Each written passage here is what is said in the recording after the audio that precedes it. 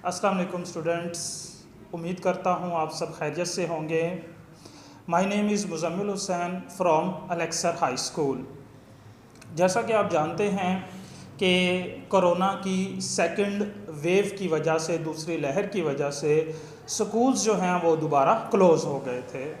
तो हमारे स्कूल ने ऑनलाइन लेक्चर्स का जो सिलसिला है वो स्टार्ट किया है और आज से जो है फर्स्ट वीडियो है ये मैं आपको ऑनलाइन लेक्चर्स दूंगा। ऑनलाइन लेक्चर से पहले आपको पता है कि आप यूनिट 3 आपने पढ़ लिया था। आज स्टूडेंट्स हम यूनिट 4 स्टार्ट करेंगे जिसका नाम है sales and tissues.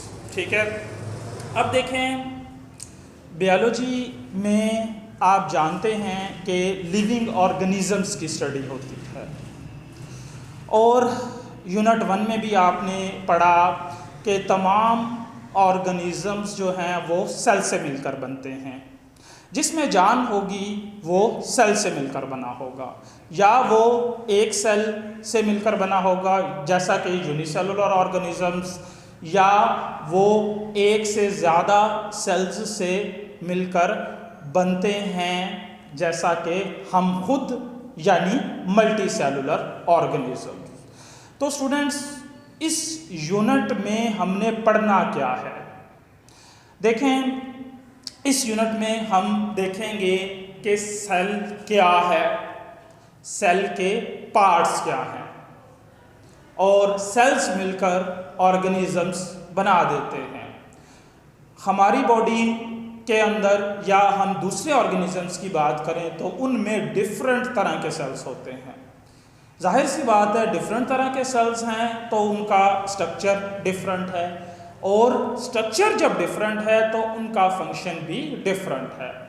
Different cells के डिफरेंट पार्ट्स और उनका फंक्शन जो है ये हमारा इस टॉपिक यानी इस चैप्टर को पढ़ने का मकसद है। अब अगर हम अपने इर्द गिर्द देखें, पहले तो अगर हम खुद को देखें तो हम भी सेल से मिलकर बने हुए हैं। हम अपने बॉडी के पार्ट्स देखें या दूसरे ऑर्गेनिजम्स को देखें, उनके जितने भी पार्ट्स हैं या तो वो सेल हैं या वो सेल की प्रोडक्ट्स हैं, यानी या तो उनको सेल ने बनाया है या सेल की जो सेल के जो पार्ट्स हैं उनके जो फंक्शन है उसकी वजह से वो बने हुए हैं। तो हम देखते हैं अपने इर्द गिर्द, अपने हेयर्स देख लें, बाल देख लें, अपनी पलकें देख लें या इसके अलावा प्लांट्स देखते हैं, उनके स्टेम्स हैं, उनकी रूट्स हैं, उनके लीव्स हैं, पत्ते हैं, ये तमाम चीज़ें क्या हैं, सेल से मिलकर बनी हुई हैं। अब देखें पहले दिन से ही साइंटिस्ट को या ह्यूमंस को ये बात पता नहीं थी कि ऑर्गेनिजम्स सेल से मिलकर बने हुए हैं। तो सेल को दरियाफ्त करने के लिए साइंटिस्ट को, इंसानों को कुछ इंस्ट्रूमेंट्स बनाने पड़े। अब देखें, आप कंसिडर करें कि सेल एक इतना छोटा है, एक सेल के हम उसे अपनी आंख से नहीं देख सकते। जब हम एक सेल को अपनी आंख से ही नहीं देख सकते तो उस पर हम स्टडी कैसे कर सकते हैं? ये क्वेश्चन है कि जिस चीज़ को हम देख नहीं सकते उस पर हम स्टडी कैसे कर सकते हैं, उस पर हम रिसर्च कैसे कर सकते हैं? तो मजबूरन कह लें या जानबूझकर कह लें, हमें ऐसे इंस्ट्रूमेंट्स बनाने पड़े जिससे हम सेल को देख सकें। दरअसल आज का जो टॉपिक है हमने उन इंस्ट्रूमेंट्स के बारे में पढ़ना है, लेकिन उन इंस्ट्रूमेंट्स को पढ़ने से पहले हम जो है उन इंस्ट्रूमेंट्स की कुछ जो टर्मिनोलॉजीज़ हैं, कुछ डेफिनेशंस हैं, हम उसको डिस्कस करेंगे। और वो इंस्ट्रूमेंट्स कौन से हैं जो सेल को देखने के लिए या छोटी चीज़ों को देखने के लिए यूज़ होते हैं, ऐसी चीज़ों को देखने के लिए यूज़ होते हैं जिनको हम अपनी आँख से नहीं देख सकते। ठीक है, तो वो क्या है? माइक्रोस्कोप है। अब कुछ टर्मिनोलॉजीज देख लेते हैं, उसके बाद हम माइक्रोस्कोप के बारे में पढ़ेंगे कि माइक्रोस्कोप क्या है और उसकी मदद से हम जो है सेल के कौन से पार्ट्स या बाकी जो ज़रात हैं, पार्टिकल्स हैं, उसे हम देख सकते हैं। सबसे पहले उसमें एक डेफिनेशन आती है किसकी? माइक्रोस्कोपी की। Use of microscope. माइक्रोस्कोप का यूज करना जो है माइक्रोस्कोपी कहलाता है। माइक्रोस्कोप का यूज करना क्या है? माइक्रोस्कोपी है। अब सबसे पहले माइक्रोस्कोप को बनाया हॉलैंड का एक साइंटिस्ट था जिसे ज़ेकारियस जेनसन कहते हैं। कब? 1595 में। 1595 में इसने सबसे पहली माइक्रोस्कोप बनाई और इसकी जो है पावर कितनी थी? 3x to 9x। यानी माइक्रोस्कोप जो है, इसकी बनाई गई माइक्रोस्कोप जो कि फर्स्ट माइक्रोस्कोप थी, वो किसी भी पार्टिकल को या किसी माइक्रो ऑर्गेनिज्म को 3 गुना से 9 गुना बड़ा करके दिखा सकती थी। ठीक है, ये एक सिंपल ट्यूब थी, एक आम ट्यूब थी। मिसाल कर लेते हैं, हम फर्ज कर लेते हैं ये ट्यूब है। एक तरफ इसके एक लेंस था, दूसरी तरफ इसके दूसरा लेंस था, और इन दोनों लेंसेज का काम मैग्नीफाई करना था, बड़ा करना था ऑब्जेक्ट को, यानी जिस चीज को देखना है। इसके अलावा 2 टर्म्स जो और यूज की जाती हैं माइक्रोस्कोपी में, वो क्या है? मैग्निफिकेशन और दूसरी क्या है? रेजोल्यूशन या रिजॉल्विंग पावर।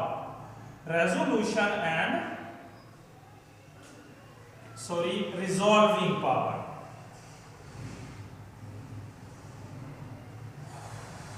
अब मैग्निफिकेशन क्या है और रिजॉल्विंग पावर या रेजोल्यूशन क्या है? मैग्निफिकेशन क्या है? एनलार्ज करना। किसको? इमेज को, ऑब्जेक्ट, स्पेसिमन, जिस चीज को देखना है उस चीज को, उस ऑब्जेक्ट को बड़ा करके दिखाना क्या है? मैग्निफिकेशन है, यानी कि मैग्नीफाई करना। दूसरी जो है डेफिनेशन या टर्मिनोलॉजी, वो क्या है? रेजोल्यूशन या रिजॉल्विंग पावर।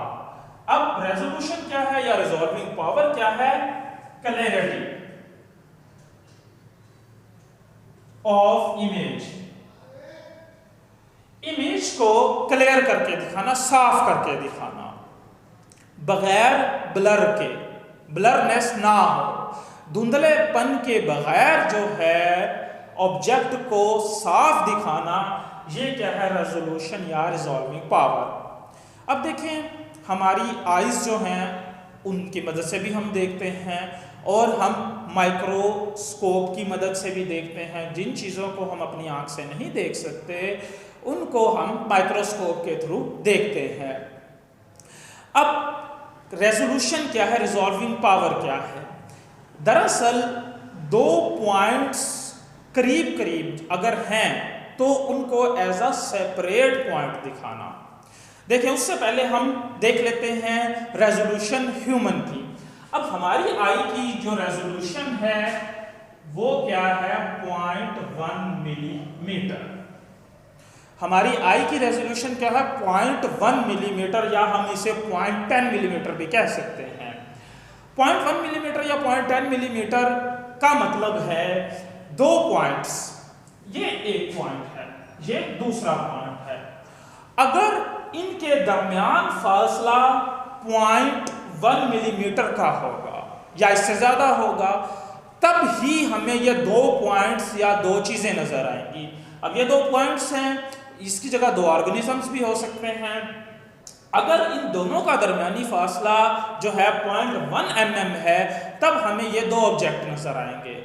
अगर इसका दरमियानी फासला हम कर लें फॉर एग्जाम्पल 0.05 mm तो मिलीमीटर, तो हमें ये 2 पॉइंट्स नहीं नजर आएंगे बल्कि हम इसे एक पॉइंट ही समझेंगे। तो ये क्या है, रेजोल्यूशन ऑफ ह्यूमन आई, हमारी आई की क्या है, रेजोल्यूशन है। अब इसके बाद हम देखते हैं कि माइक्रोस्कोपी में 2 तरह की जो है माइक्रोस्कोप यूज होती हैं। एक है लाइट माइक्रोस्कोप और दूसरी क्या है, इलेक्ट्रॉन माइक्रोस्कोप। अच्छा, लाइट माइक्रोस्कोप को कंपाउंड माइक्रोस्कोप भी कहा जाता है। सबसे पहले लाइट माइक्रोस्कोप के बारे में पढ़ लेते हैं। लाइट माइक्रोस्कोप, अब देखें, नाम से जाहिर है लाइट माइक्रोस्कोप ऐसी माइक्रोस्कोप जिसमें विजिबल लाइट को यूज किया जाता है। ठीक है, नजर आने वाली रोशनी को यूज किया जाएगा स्मॉल ऑब्जेक्ट, स्पेसिमन या पार्टिकल को देखने के लिए। विजिबल लाइट दरअसल जो है वो क्या उसे कहते हैं, गिराई जाती है, डाली जाती है ऑब्जेक्ट पर, स्पेसिमन पर, नमूने पर, जिस चीज को देखना है। और जब लाइट पड़ेगी तो उससे क्या बनता है, फिर इमेज बनता है। फर्स्ट माइक्रोस्कोप की तरह जो ज़ेकारियस जॉनसन ने दी, इसी तरह लाइट माइक्रोस्कोप भी जो है इसके अंदर भी 2 लेंसेज होते हैं। एक लेंस जो होगा वो आई पीस के करीब होता है, यानी कि आई जो है उसके जहाँ पर जिस माइक्रोस्कोप की, लाइट माइक्रोस्कोप की जिस जगह पर हमने आई रखनी है वहाँ पर एक लेंस होगा और दूसरा लेंस ऑब्जेक्ट के करीब होगा। यानी ये दोनों लेंसेज का काम क्या है, ऑब्जेक्ट को बड़ा करके दिखाना। 2 लेंसेज इसमें यूज होते हैं। फिर जो इमेज बनता है उस इमेज को या तो हम आई से देख लेते हैं या इसके अलावा उसे फोटोग्राफिक फिल्म पर क्या कर लिया जाता है, स्टोर कर लिया जाता है। और जो फोटोग्राफ ली जाएगी लाइट माइक्रोस्कोप के थ्रू उसे माइक्रोग्राफ कहा जाता है, उसे माइक्रोग्राफ कहा जाता है। ठीक है, अब देखें, ये तो लाइट माइक्रोस्कोप का इंट्रोडक्शन हो गया, लेकिन हमने इस वीडियो के स्टार्ट में देखा था कि माइक्रोस्कोपी के अंदर 2 टर्मिनोलॉजीज यूज हो रही हैं। एक है मैग्निफिकेशन और दूसरी क्या है, रेजोल्यूशन या रिजॉल्विंग पावर। अब जो है ये क्वेश्चन है कि लाइट माइक्रोस्कोप की मैग्निफिकेशन कितनी है और इसके अलावा इसकी रेजोल्यूशन कितनी है, यानी रिजॉल्विंग पावर कितनी है। अगर हम सबसे पहले इसकी मैग्निफिकेशन की बात करें, लाइट माइक्रोस्कोप की मैग्निफिकेशन की, तो वो है स्टूडेंट्स 1500x, 1500 गुना। यानी ये किसी भी ऑब्जेक्ट को, किसी भी पार्टिकल को 1500 गुना बड़ा करके दिखा सकती है। x मीन गुना या टाइम्स, 1500 टाइम्स जो है, 1500 टाइम्स जो है ये ऑब्जेक्ट को बड़ा करके दिखाती है हमें। ये इसकी क्या है, मैग्निफिकेशन पावर है। उसके बाद इसकी रिजॉल्विंग पावर या रेजोल्यूशन कितनी है।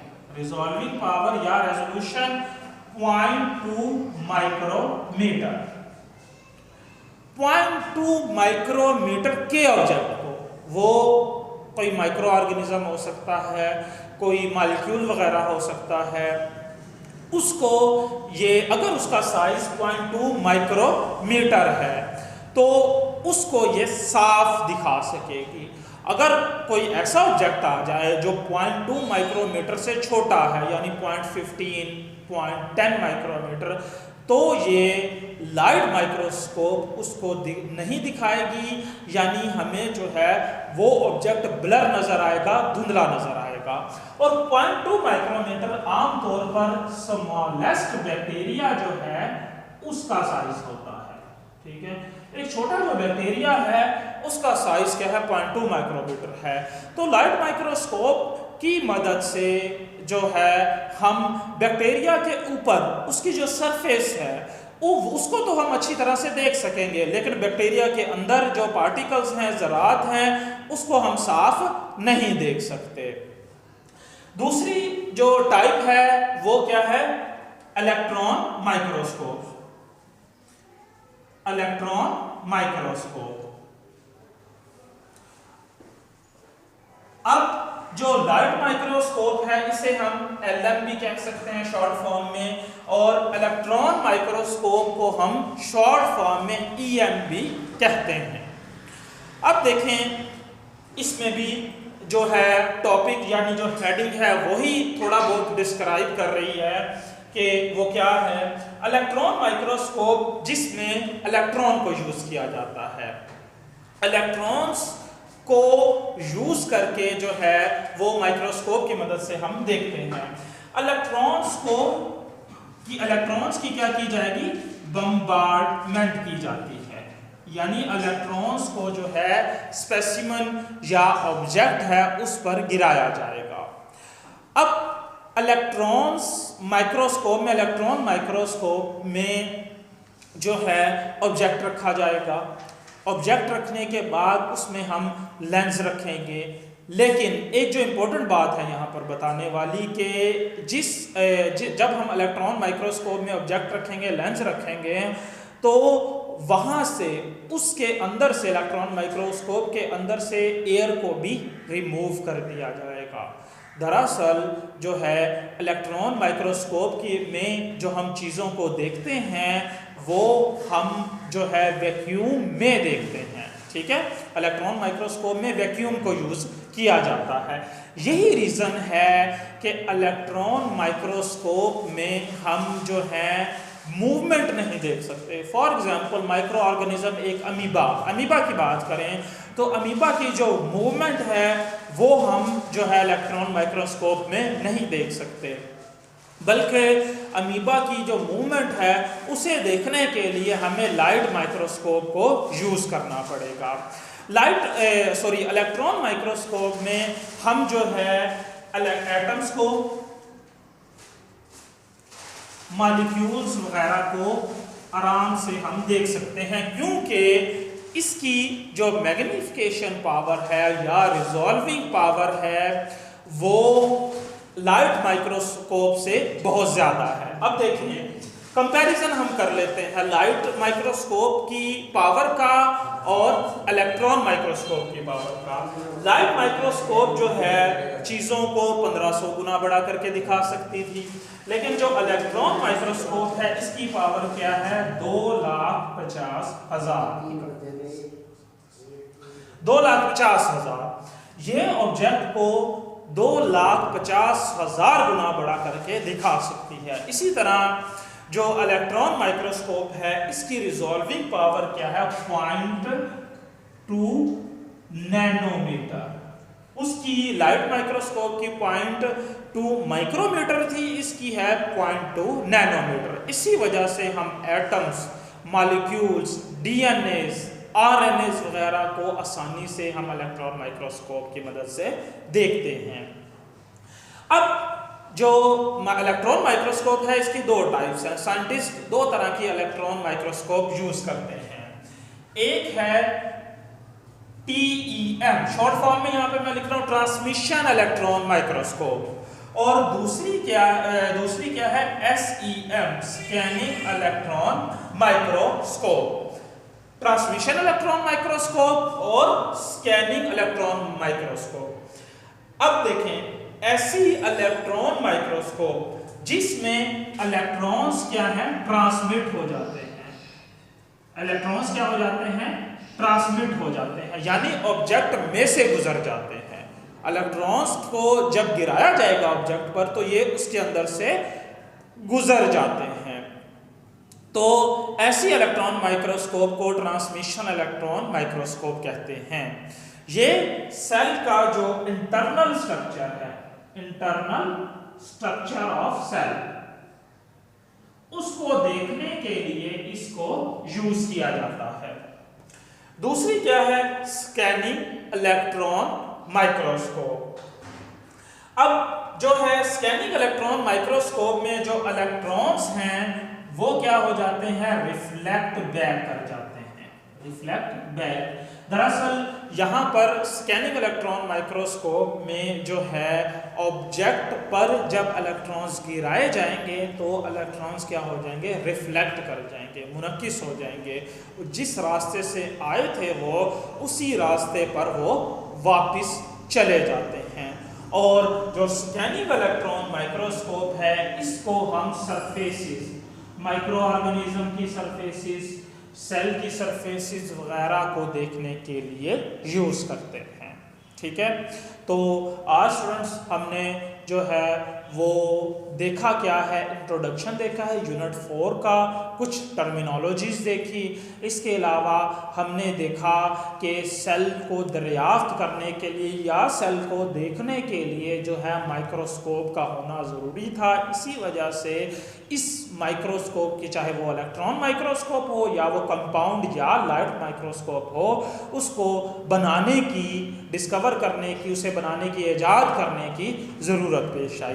तो ये हमारा आज का टॉपिक था। इसमें जो कुछ इम्पोर्टेंट डेफिनेशंस हैं स्टूडेंट्स, मैं वो आपको मार्क करवा देता हूँ। लाइट माइक्रोस्कोप और इलेक्ट्रॉन माइक्रोस्कोप दोनों लॉन्ग क्वेश्चंस हैं, एक्सटेंसिव हैं, सारे आपने करने हैं। जो इम्पोर्टेंट जो इसमें डेफिनेशंस बनती हैं मैं वो आपको मार्क करवा देता हूँ। वो पेज नंबर आए 52 पर, पेज नंबर आए 52 पर। अब देखें, इस पर आपको हेडिंग नज़र आ रही होगी, माइक्रोस्कोपी की and emergence of cell theory. Emergence of cell theory, the use of microscope is known as microscopy.